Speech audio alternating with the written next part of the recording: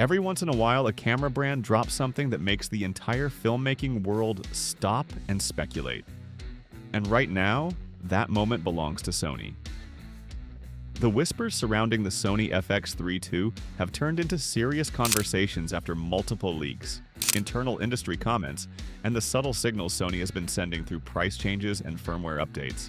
Sony FX3 II hasn't been officially unveiled yet, but with mounting evidence and insider chatter, it's beginning to feel less like a rumor and more like an inevitable reality.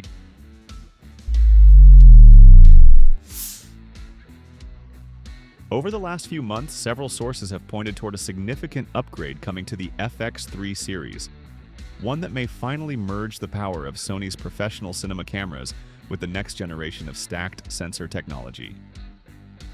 According to multiple industry insiders, the Sony FX3 II is expected to feature a 24-megapixel, fully stacked sensor equipped with dual-layer transistors.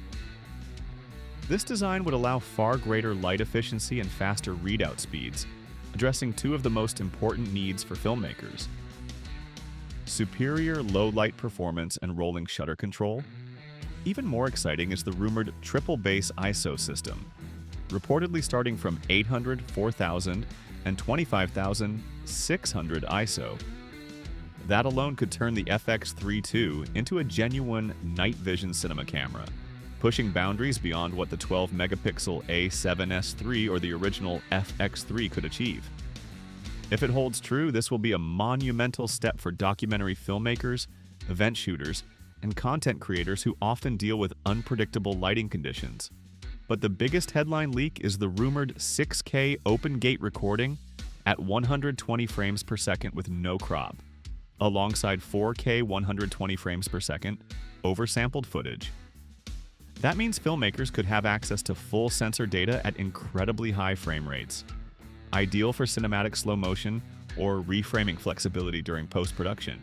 Combined with the sensor's new architecture, this could place Sony far ahead of competitors like Canon's R5C or Panasonic's S5 IIX in terms of raw image flexibility. The leaks also suggest late 2025 or early 2026 as a likely launch window. And although the price range is said to remain around $3,800 to $4,200, Sony will be positioning the FX3 II as both a compact cinema powerhouse and a creative hybrid tool for professionals. The FX3 II may not only inherit the DNA of the FX3, but also take cues from Sony's flagship FX6 and Venice lines, blending compactness with uncompromised image quality. Still, not everyone is convinced the timing makes sense. Some professionals in the film industry, particularly those who regularly use the FX3 and FX6 together, believe Sony won't risk updating the FX3 before it refreshes the FX6. The logic is simple. The FX6 and FX3 share a nearly identical sensor, and a next-generation FX3 II with better specs could potentially overshadow the higher-end FX6. Therefore, a dual release or a staggered but close update cycle seems more realistic. With Sony's FX6 firmware update reportedly coming in early 2026, a synchronized timeline for both successors feels plausible. To understand why the FX3 II is such a big deal, you need to look back at what the original FX3 accomplished. When Sony introduced the FX3 in 2021, it was a game-changer for filmmakers who wanted the cinematic look of the FX6 or FX9, but in a body that could fit on a gimbal or travel rig. It featured the same 10.2-megapixel full-frame sensor found in the A7S III, and its dual-base ISO system of 812,800 made it legendary for low-light shooting. The FX3's combination of professional-grade color science, compact body, and XLR audio handle meant it was equally at home on indie film sets, corporate shoots, and even Hollywood productions. In fact, its credibility skyrocketed when The Creator, a major sci-fi film, was largely shot on the FX3. The camera's ability to deliver cinematic images without the bulk of traditional cinema systems marked a new era for run-and-gun filmmaking. Over the years, it earned a reputation for being one of the most versatile and dependable compact cinema cameras ever built. From underwater rigs to car mounts, drone setups, and handheld gimbals, the FX3 became the go-to tool for professionals needing flexibility without sacrificing image integrity. But as with any piece of gear, time moves on, and the FX3 has begun to show its age in certain aspects. Competing cameras now offer higher resolutions, open gate modes, and internal RAW features that many users have been asking Sony to bring to the FX3 lineup. For many creators, the rumored FX3 II isn't just another spec bump. It's an opportunity for Sony to refine a nearly perfect camera and address the few frustrations that long-term users have voiced. The filmmaking community has already begun building its own wish list, and much of it centers around practicality and future-proofing. First and foremost, the open gate recording mode is one of the most requested updates. Many filmmakers now deliver content across multiple aspect ratios, from 16 to 9 YouTube videos to 9 to 16 social clips and 2.35 to 1 cinematic cuts. A full 3 to 2 open gate mode would give them the freedom to crop and reframe without compromising resolution. Another big demand is 16-bit internal RAW recording.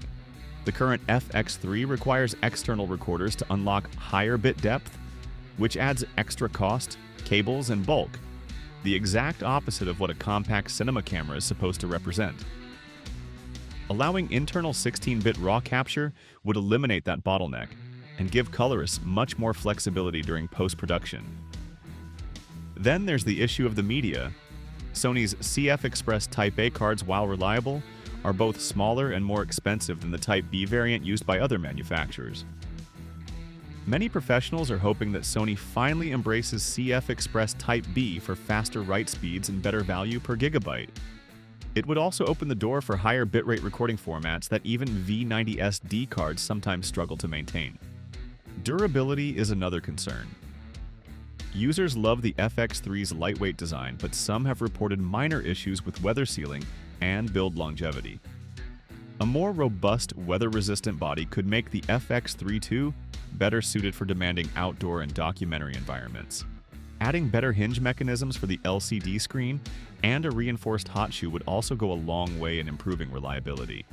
On the audio side, many are asking Sony to integrate 32-bit float recording directly into the camera.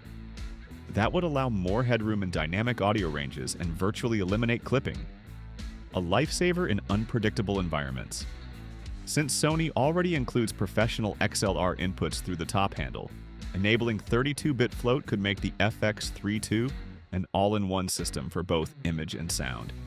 And of course, the community wants the FX3 II to keep the things that worked so well: the compact design, XLR handle, in-body image stabilization, and cinema-grade color science. No one wants Sony to reinvent the wheel. They just want a more refined, modernized version of an already loved machine. As for software, many are also hoping for in-camera false color for accurate exposure referencing, a redesigned menu interface, and possibly some AI-driven autofocus similar to what Sony has been developing for its Alpha line. If implemented correctly, it could be one of the most intelligent tracking systems ever built into a cinema camera. The Sony FX3 II remains an enigma, officially unannounced, yet increasingly undeniable. All signs point towards Sony taking its time to deliver something truly worthy of the Mark II badge. And while professionals speculate on whether it will arrive before or after the FX6 II, one thing is certain: when it does appear, it will represent a significant evolution in Sony's cinema ecosystem. Sony has always been careful with its release cadence, ensuring that each camera generation brings meaningful advancements rather than incremental upgrades. Given how satisfied most FX3 users still are, Sony will likely need to deliver something extraordinary to make people upgrade. That could mean a new stacked sensor, open gate recording, AI-enhanced autofocus, improved low-light capabilities, and next-generation audio recording, all while maintaining the FX3's portability and charm. For now, the mystery remains, but one thing's certain: the wait for the Sony FX3 II will be worth every second. Thanks for watching.